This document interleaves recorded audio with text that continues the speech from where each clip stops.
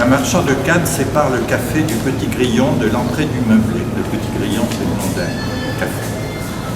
C'est un honorable marchand de Cannes qui propose à une problématique clientèle des articles luxueux, nombreux et divers, agencés de façon à faire apprécier à la fois le corps et la poignée.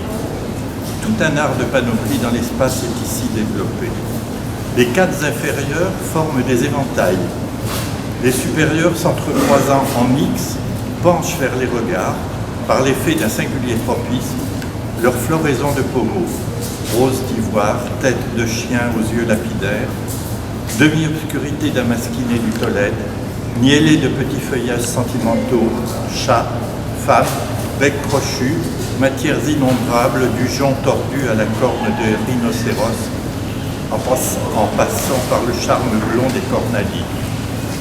Quelques jours après, comme j'avais passé ma soirée au Petit Grillon, dans l'attente d'une personne qui n'avait pas jugé bon de me rejoindre, légitimant de quart d'heure en quart d'heure mon insolite présence solitaire par la commande d'une consommation qui épuisait un peu chaque fois de ma puissance inventive, ayant prolongé fort au-delà du possible cette station de l'expectative et de l'énervement, je sortis dans le passage alors qu'il était entièrement éteint.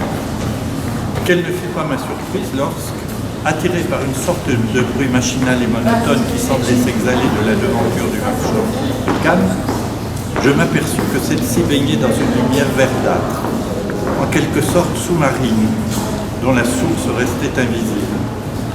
Cela tenait de la phosphorescence des poissons, comme il m'a été donné de la considérer quand j'étais encore enfant sur la jetée de Port-Bail dans le Cotentin. Mais cependant, je devais m'avouer que bien que des cannes après tout puissent avoir les propriétés éclairantes des habitants de la mer, il ne semblait pas qu'une explication physique pût rendre compte de cette clarté surnaturelle et surtout du bruit qui emplissait sourdement la voûte. Je reconnus ce dernier. C'était une voix de coquillage qui n'a pas cessé de faire l'étonnement des poètes. Toute la mer dans le passage de l'opéra. Les cannes se balançaient doucement comme des varechs. Je ne revenais pas encore de cet enchantement quand je m'aperçus qu'une forme nageuse se glissait entre les divers étages de la devanture. Je reconnus soudain cette personne malgré l'émaciement de ses traits et l'air égaré dont ils étaient empreints. La sirène tourna vers moi un visage effrayé et tendit ses bras dans ma direction.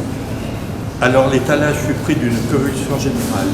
Les cannes tournèrent en avant de 90 degrés de telle façon que la moitié supérieure des X vint ouvrir son V contre le verre complétant en avant de l'apparition le rideau des éventails. La clarté mourut avec le bruit de la mer.